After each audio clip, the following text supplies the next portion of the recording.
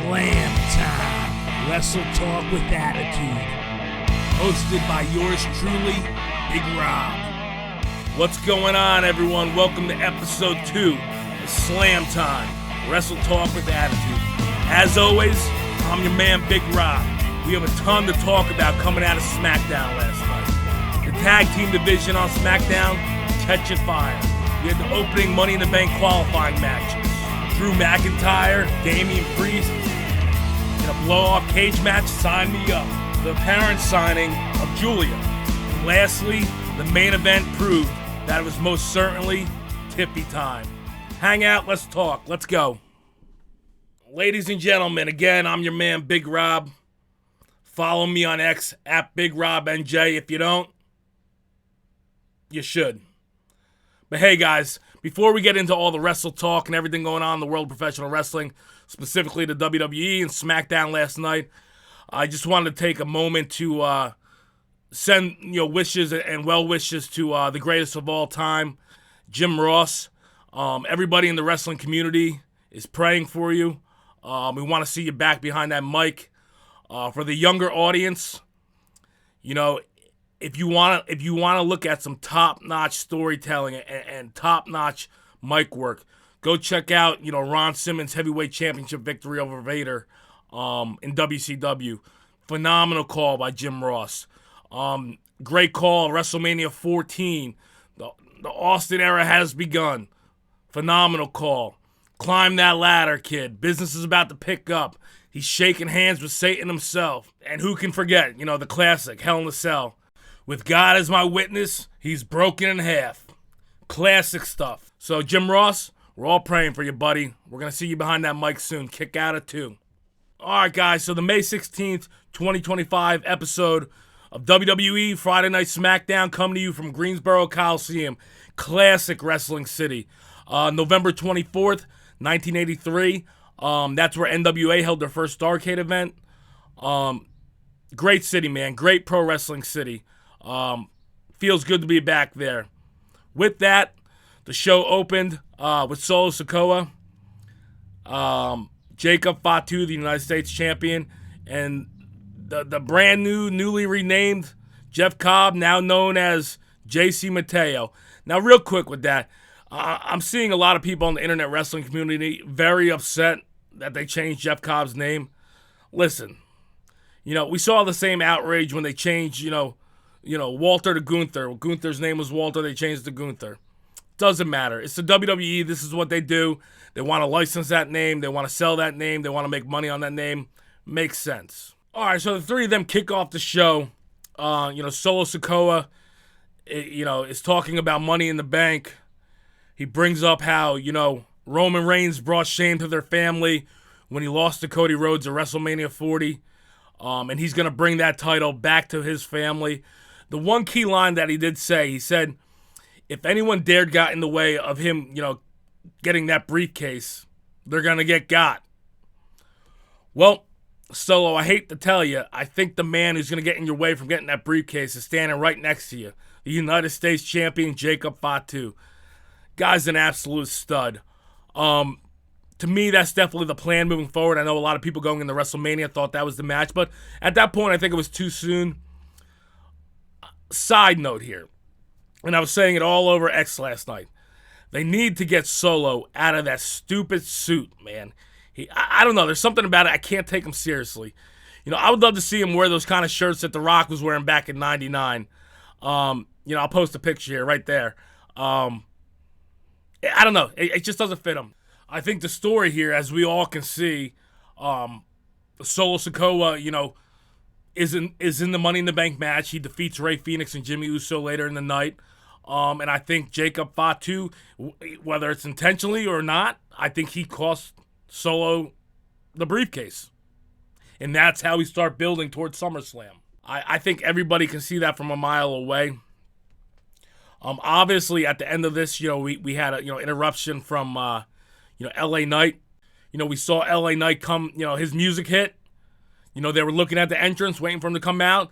LA Knight came through the crowd, grabbed JC Mateo, almost said Jeff Cobb by the legs, pulled him out of the ring. Got a couple shots in on Fatu. before Solo and Fatu chased him off. Boom, there's your match later in the night. I will say, I don't know, man. I want everyone in the wrestling internet community's opinion. LA Knight kind of feels stale to me. I don't know if it's because he's taking a couple losses. Man, I would love to see him turn heel. And I would love to see him get traded to Monday Night Raw. And I think he would be a great filler feud as a heel going against Jey Uso. Just my thoughts, throwing it out there. I don't know. The Megastar, I think they need to change it up a little bit. I think, he can, change his character where he's not getting cheered by the fans, but he can turn that into more of a heel persona. We've seen that before, NXT. I think that's the move. We'll see if that's what they do. But the main story about this promo was the tension's building. It's tension between, it's building between Fatu and Solo and JC Mateo, and that's going to get us to the point of SummerSlam where I think these two square off. Potentially for the United States Championship. I don't think a run, with the U.S. title for Solo would be a bad thing. I don't know if they want him to go over Fatu, but we'll see. That's how it seems to be playing out. So I fully expect at some point here to, either by mistake, accident, or on purpose, Fatu to cost him his spot in the Money in the Bank ladder match. We'll see. So next up, we have Alexa Bliss defeating Chelsea Green and Michin in a women's Money in the Bank qualifier. I gotta say, man, this was a phenomenal match. The crowd was super into it, and hey, I'm super happy for Alexa Bliss. I mean, she was gone for quite a bit of time. She had a child. She came back, and the crowd just seems invested in everything she does. When she went to go hit that Sister Abigail at the end of the match, you could see the fans standing to their feet. That girl was over, still is over, and I would really like to see her get involved in a story here. But great matchup. Chelsea Green, man, she's just good, man. She's just a great professional wrestler. There's nothing that she does particularly well, but she's just overall, a well-rounded, great pro wrestler is extremely entertaining. And I can see why, Triple H has been putting Michin on, she's been on the card a lot wrestling. She's a very good hand. She's very good in the ring. And with the three of them in the ring last night, it was great. It was great to see Alexa Bliss go over. It'll be interesting to see, like I said, I want to see her in a story. It'll be interesting to see what the dynamic between her and Charlotte Flair are. They've had interactions the last 2 weeks. But yeah, with that, Alexa Bliss, man, I'm happy for her. She deserves the moment. And I'm excited to see where it goes. There's definitely something brewing between her and Charlotte Flair. I'll stay on the topic of the women. So, when we had that brief interaction in the back between Charlotte Flair and Alexa Bliss, they're standing at Nick Aldis's office. And to the surprise of everybody, out walks Julia. Okay, so we have a short-lived, tag team between Roxanne Perez and Julia. Obviously, they, faced off against Io Sky and Rhea Ripley on Monday Night Raw. They took the L. My opinion is that, do I think Julia adds a ton to the women's roster on SmackDown? Yes, I do. I think she's an absolute stud. I think she's great. The beef that I have is that I think we could have got a lot more mileage out of Roxanne Perez and Julia being a tag team. So let me throw out this situation for you. So obviously everybody knows that the women's tag team titles have been overlooked. They don't mean much. There's nothing there. Why not keep Roxanne Perez and Julia together? You should have gave them the win on Monday night to get them over. You got to remember, not every fan watches NXT. If you would have had, Julia and Roxanne Perez, go over Rhea and Io, that would have catapulted them. Now, there's certain ways you could do that. I mean, obviously you don't want Rhea or Io to take a pin, but, they're kind of, having this tension, friend kind of thing going on. One of them could have cost each other the match. Julia, Roxanne, they go over. Catapult them. All right. For the newer fans that don't watch NXT and they just watch Monday Night Raw and SmackDown, now you have this team here. To me, the WWE missed a perfect opportunity to bring prestige back to these titles. Like I said, get the belts off of Raquel and Liv. Hopefully down the line here, we have the Kabuki Warriors, Asuka, Kairi Sane. Imagine a program for the WWE Women's Tag Team Championships between Roxanne Perez and Julia versus the Kabuki Warriors, Asuka and Kairi Sane. Man, that's how you bring that title from here to here. I don't know. It just seems kind of abrupt to, break them up. Obviously, WWE.com had that little, video where they, kind of got into it after, the match on Monday Night Raw. But, again, so with Julia, now since she's involved in the mix, next week she'll be squaring off against Charlotte Flair, and Zelina Vega, I believe, in a qualifying match. I don't know. We'll see what happens, but I'm pretty sure that, Charlotte will probably be the one that goes over. And who knows, maybe something with Alexa Bliss ties into that next week. And maybe we get Alexa Bliss Julia program moving forward as Charlotte catapults, into the Money in the Bank. But Julia, absolute stud. Would have loved to see the tag team, but, I'm excited for what she's going to do on SmackDown. All right, so the next thing, and what I'm most excited about coming out of SmackDown is, man, the men's tag team division, specifically SmackDown right now. So right now on SmackDown, you have the Street Profits. You have the brand new call-up Fraxium, who are unbelievable. You have Pretty Deadly, DIY. You have Motor City Machine Guns. You have Los Garza. Man, talk about great tag team wrestling. I'll tell you what, man, the Street Profits right now, after all these years, they finally have found their groove, I think. I think they're doing the best work of their career. They feel like a big deal. They look great holding those tag team titles. Fraxium, DIY, unbelievable match last night. This is what DIY was waiting for on the main roster. How do you get them over? You put them against a team like Fraxium, and you have those two just go at it. It kind of reminds me of the Hearts, the British Bulldogs and the Hearts back in the day. Just two great quality tag teams putting on absolute clinics. Then, man, you add in the Motor City Machine Guns. Then you have, Los Garza and Pretty Deadly. It looks like they're making a real effort here to, bring the tag team division up to where it should be. And I think the way you do that is with phenomenal matches. We had that unbelievable ladder match a couple weeks ago with the Street Profits retaining. We're getting, great in-ring action between, DIY and Fraxium. Hell of a match last night. One of the best tag team matches on TV all year. Obviously, there's been a lot of discourse online about, DIY and if they're over or not. But like I said, this is how you get them over. You put them in the ring. That's what got them over in NXT. You have the perfect team in Fraxium for them to go against. I would love to see this again. I'd love to see a four-way, of some type between the Street Profits, Fraxium, DIY, and Motor City Machine Guns. That's tag team wrestling at its finest. If you look at Monday Night Raw right now, the tag team the tag team division doesn't seem as strong. You have the New Day, you have the War Raiders, you have the Creed Brothers. I would really love to see, New Catch Republic, Pete Dunne and Tyler Bate start having great matches. I can see them having great matches with the Creed Brothers, putting on clinics, because what you want on SmackDown is what you want on Raw. You want great tag team wrestling. I'll tell you what, though, man, and let me know what you guys think. I think as we get closer to the end of the summer here, we should get the Lucha Brothers back together. Penta and, Penta and Rey Fenix, I'm sorry, that slipped my mind, and move them over to Monday Night Raw. So that gives you New Catch Republic, Creed Brothers, the Lucha Brothers, War Raiders, New Day. SmackDown and Raw are now on par with how good their tag team divisions are. It's just great to see the emphasis put behind this division, man. 'Cause for so long, as we all know, Vincent Kennedy McMahon was not a fan of tag team wrestling, but that was really a center point of the golden era, even moving into, the Attitude Era. You look in WCW, so many great tag teams, and we need to get back to that with real teams. And the way you do that, man, you have all these matches. The tag team ladder match, Fraxium and DIY last night. Great match, man. Tommaso Ciampa, Johnny Gargano, the two guys from Fraxium.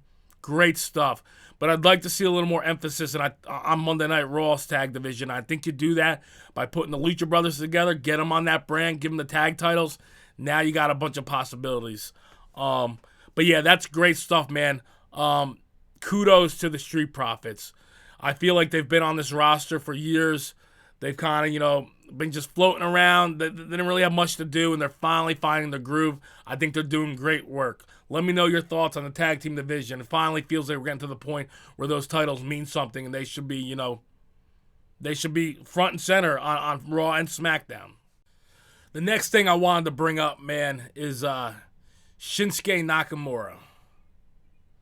Man, talk about all bark and no bite.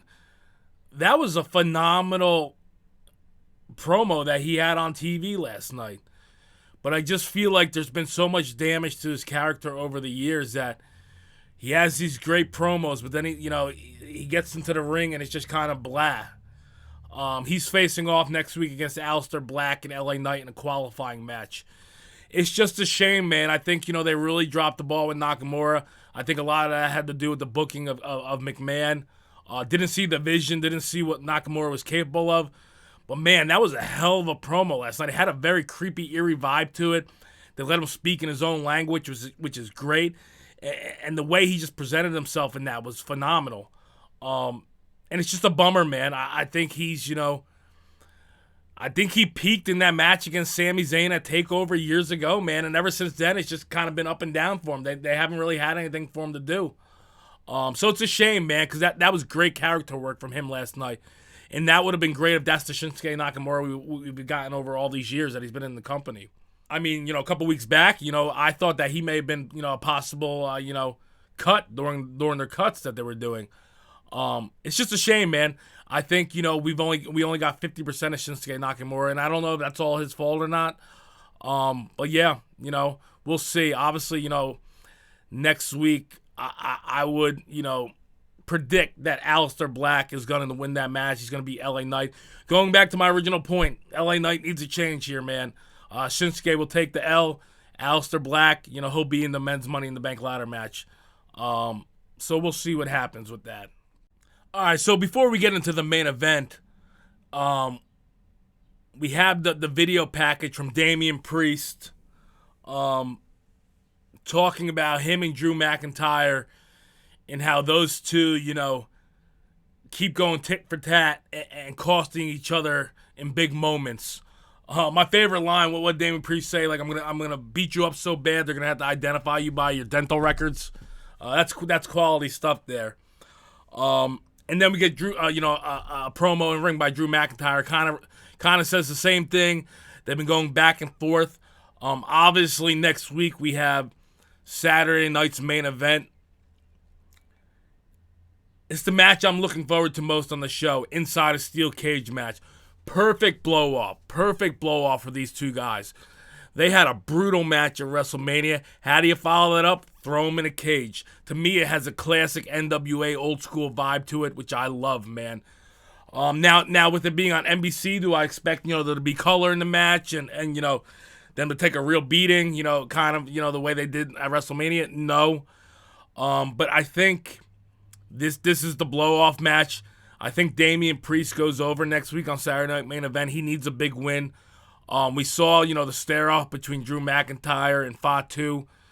I'll tell you what, man. Over the last couple years, there's not a bigger MVP of WWE than Drew McIntyre. Just everything the guy does is phenomenal.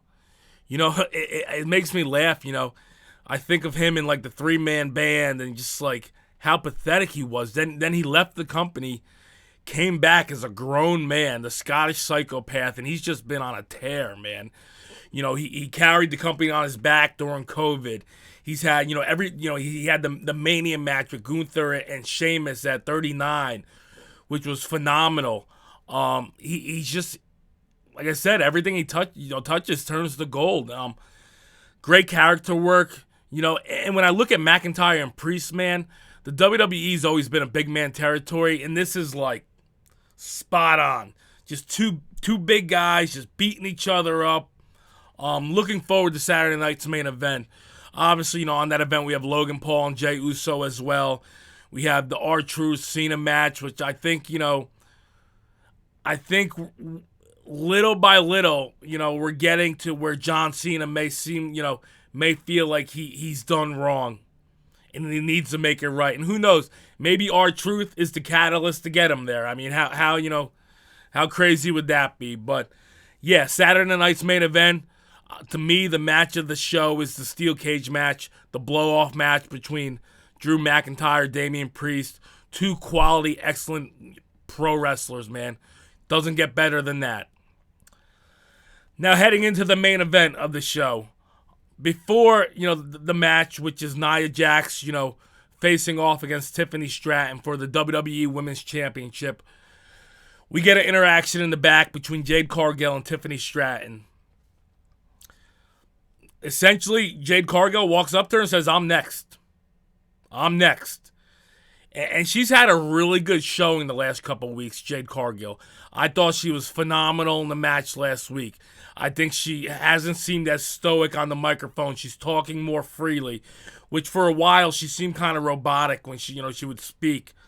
But you could definitely tell WWE is positioning Jade Cargill to have that title at some point and to showcase her and make her a massive star, bigger than she already is.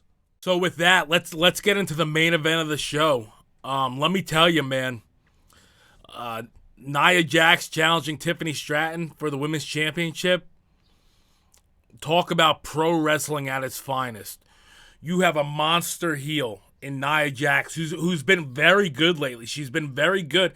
It's wild to me. Sometimes there's times where I'm like, Nia Jax, get off my TV. You look terrible. You look atrocious. You're moving slow. But then there's times like the last couple of weeks where she's been very good in her role.